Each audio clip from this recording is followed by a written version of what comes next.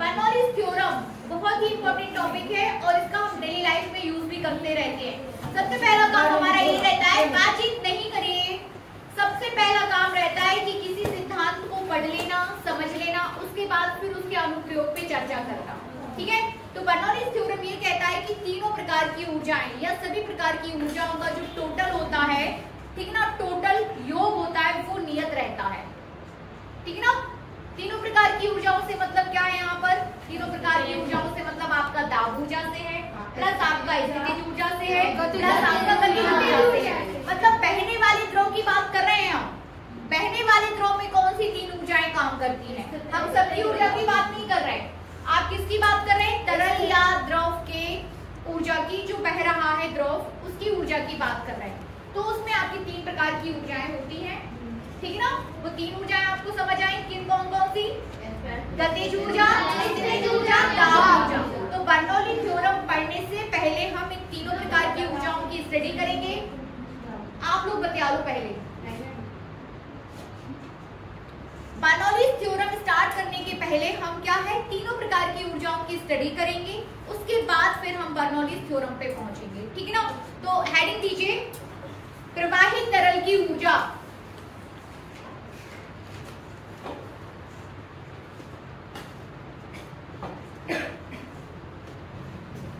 प्रवाहित तरल की ऊर्जा, सिद्धांत, प्रमेय, ये सब बाद में। ऊर्जाएं पढ़ लीजिए पहले। ठीक ना, आपका बर्नौलीज थ्योरम जो है वो इन तीन प्रकार की ऊर्जाओं पर डिपेंडेंट है। बर्नौलीज थ्योरम बोलता है कि किसी एक बिंदु पर सभी बहने वाले कोई तरल आपका बह रहा है, ठीक ना, बह रहा है, उसका एक पॉइंट आपने सिलेक्ट कर लिया, उस पॉइंट पर सभी प्रकार की ऊर्जाओं का जो योग है वो नियत रहता है। तो सबसे पहला काम क्या है? उन सभी प्रकार की ऊर्जाओं की स्टडी कर लेना। ठीक है ना, तो तीनों प्रकार की ऊर्जाओं में हेडिंग आपका आ जाएगा तरल की ऊर्जाएं। तो सबसे पहली ऊर्जा लिखिए गतिज ऊर्जा। सबसे पहली ऊर्जा गतिज ऊर्जा। हाँ, प्रवाहित तरल की ऊर्जा। प्रवाहित तरल में तीन प्रकार की ऊर्जाएं होती हैं और पहली ऊर्जा यहाँ पर क्या हो जाएगी? गतिज ऊर्जा।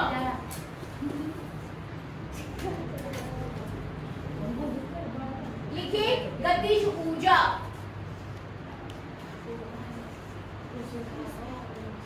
यदि प्रवाहशील द्रव, यदि प्रवाहशील द्रव के m किलोग्राम द्रव्यमान, स्मॉल m किलोग्राम द्रव्यमान के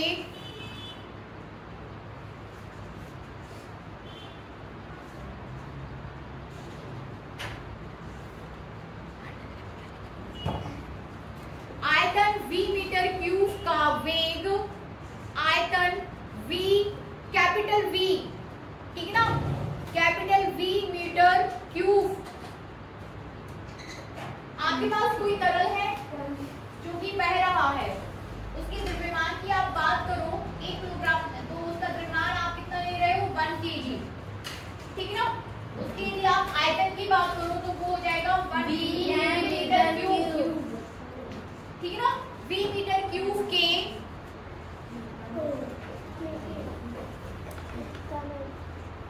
का कर लीजिए, v मीटर क्यूब का वेग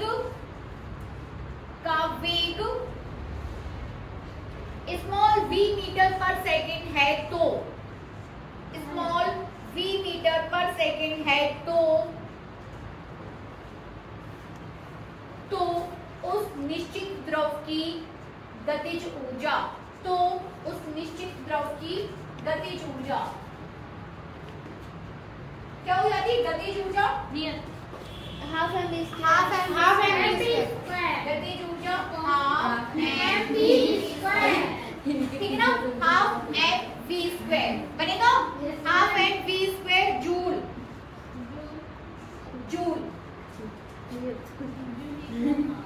हाफ mv² जूल। अब इसको आगे भी करना है अपन को। लिखिए, अतः द्रव के एकांक द्रव्यमान की गतिज ऊर्जा, अतः द्रव के एकांक द्रव्यमान की गतिज ऊर्जा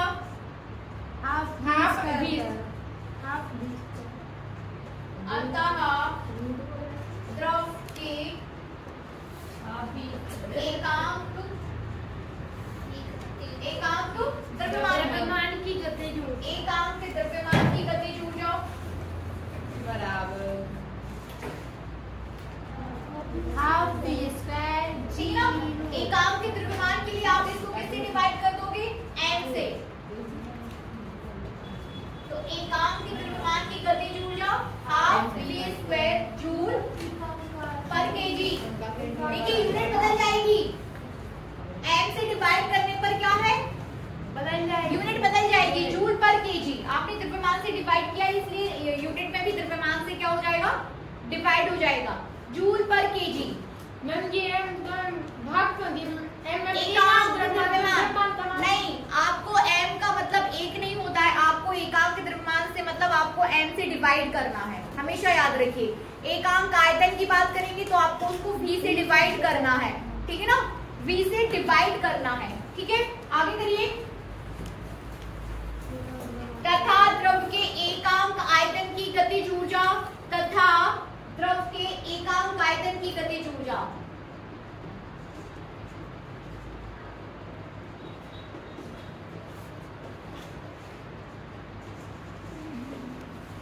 एकांक आयतन की गतिज ऊर्जा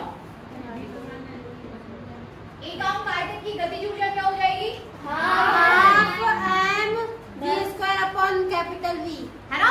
half m v square by capital V joule per metre cube. Very good, joule per metre cube, ठीक है ना?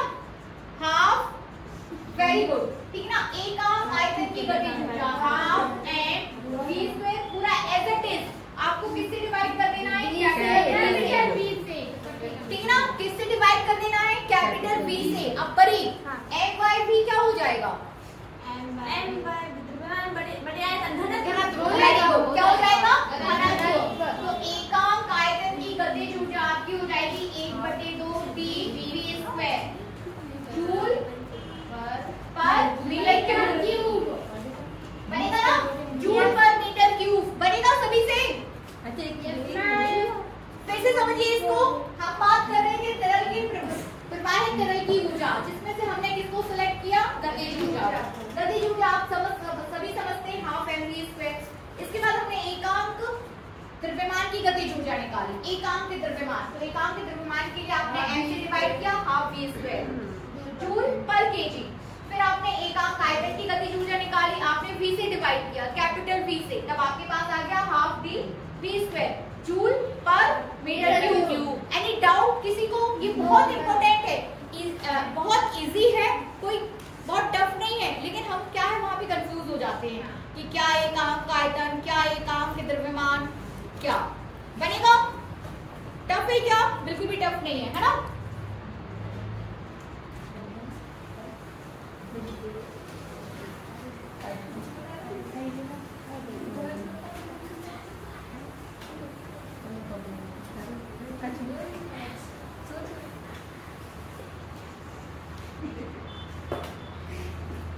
Half m v square half v square half d v square metre per, ये joule per kilogram joule per metre cube, joule per metre cube बनेगा ना सभी से? चलिए next heading लीजिए, स्थितिज ऊर्जा।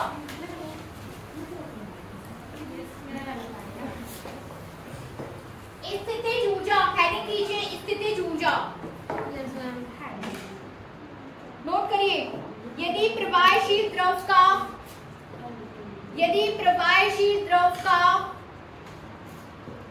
m किलोग्राम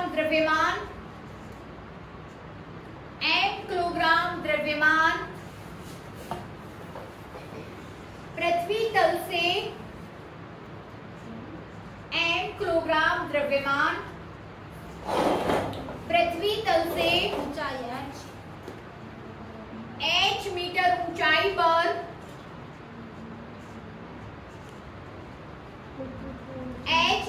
ऊंचाई पर स्थित है तो उसकी स्थितिज ऊर्जा हो जाएगी हाफ mgh। तो मैम हाफ कहाँ से आएगा? हाफ नहीं आएगा, सॉरी। तो m kg hm मतलब m स्क्वायर h kg। ठीक ना। स्थितिज ऊर्जा mgh। अब एकांक द्रव्यमान की निकालिए फटाफट। एकांक के द्रव्यमान की स्थितिज ऊर्जा निकाल के दिखाइए और एकांक आयतन की। ठीक ना। ये भी आपकी किस में रहेगी? जूल में। मैम उसकी निकली gh very good. Joule per KG हो जाएगी जूल। ठीक ना। अब हम बात करेंगे एकांक। एकांक द्रव्यमान की स्थितिज ऊर्जा और मैम उसकी आ जाएगी mgh by कैपिटल H। एकांक के द्रव्यमान की स्थितिज ऊर्जा divided by m, so it's gh joule पर kg। मैम एकांक आयतन की। अब आप निकालिए एकांक आयतन की।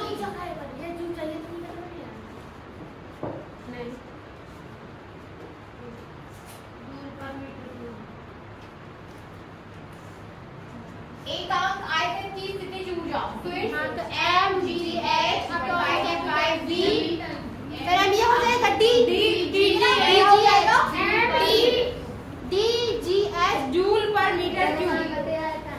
ये हो जाएगा आपका m by v, तो dgh यूनिट हो जाएगी जूल प्रति metre cube. Very good. Joule प्रति मीटर क्यूब बनेगा। ये आपके यूज होना है, इसलिए अब आप इससे फैमिलियर हो गए। तो जब आप बर्नौलीज थ्योरम पढ़ोगे ना तो आपको आप फिर कंफ्यूज नहीं होगे कि why dgh लिया जा रहा है।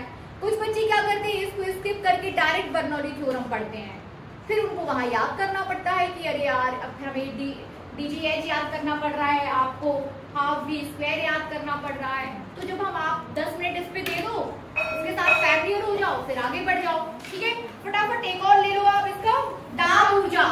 इसको कंप्लीट कर लेते हैं। दाब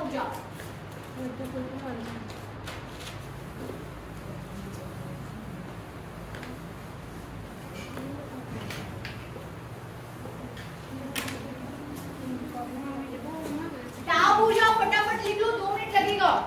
लिखिए, यदि प्रवाहशील द्रव के 1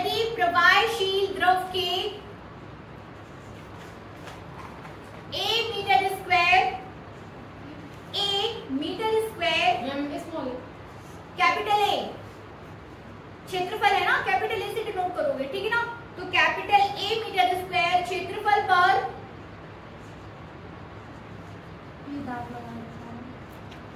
दाब P न्यूटन पर metre square.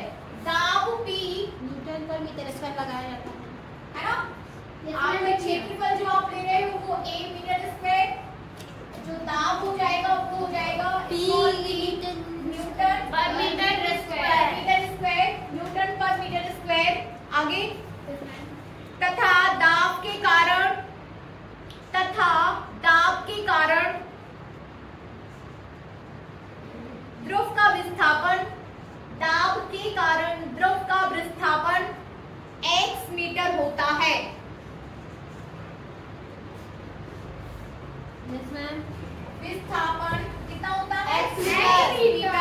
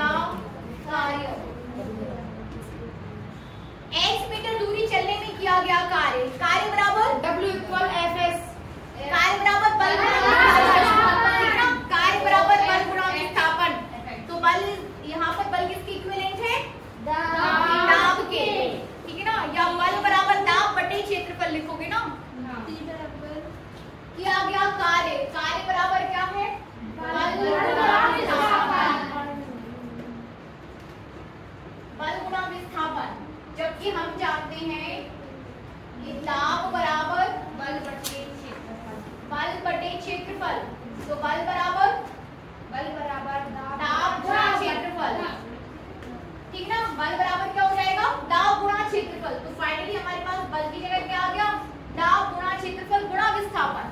Is that clear? Yes ma'am. दाब गुणा क्षेत्रफल गुणा विस्थापन,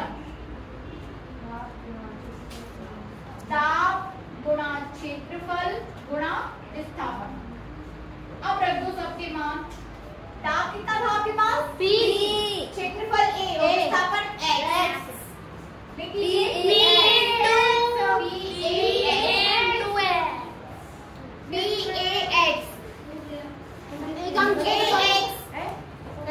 क्षेत्रफल की नहीं की जगह कितना कर सकते हैं आप, क्षेत्रफल गुणा विस्थापन, क्षेत्रफल गुणा विस्थापन आयतन। जब भी क्षेत्रफल में किसी दूरी से गुणा कर दोगे तो वो आयतन में कन्वर्ट हो जाएगा, ठीक है ना। Yes, ma'am. तो दाब ऊर्जा हो गई, अरे भाई इसी से करो ना। दाब ऊर्जा हो जाएगी आपके पास P V, कैपिटल V। अब निकाल दो एकांक द्रव्यमान की दाब ऊर्जा। जूल में रहेगा ना, सब कुछ जूल में रहेगा। एकांक द्रव्यमान की दाब ऊर्जा, ठीक है ना। एकांक द्रव्यमान की दाब ऊर्जा, तो P capital V upon M, द्रव्यमान बटे आयतन बटे द्रव्यमान V का M। नहीं अच्छा वो तो ये अभी तो M भी होगा तुम्हारा। उल्टा है नहीं मैम, सुना तो देखा एकांक आयतन की दाब ऊर्जा, एकांक आयतन की दाब ऊर्जा कितनी हो जाएगी, PV by V equal to small p। Small p आएगी, ठीक है ना, only small p, joule per metre cube, joule per metre cube.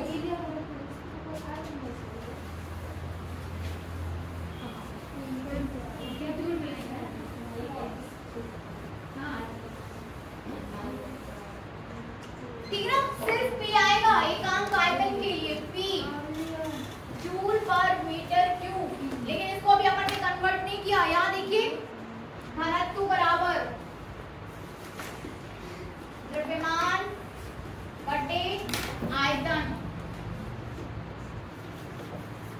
D M capital V, ठीक है ना, D M कैपिटल V।